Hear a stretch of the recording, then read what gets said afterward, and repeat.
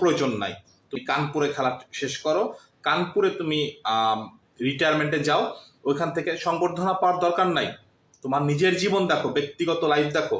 এই দেশ তোমার কিছু দেয় নাই, তুমি দেশকে দিয়ে গেছো। দেশকে দেওয়ার বিনিময় আজকে তুমি হত্যা মামলার আসামি, যেখানে ক্রিকেট বোর্ডও যাদের হয়ে সারা জীবন দেশকে দিছো তারাও তোমাকে আজকে পল্টি দিচ্ছে।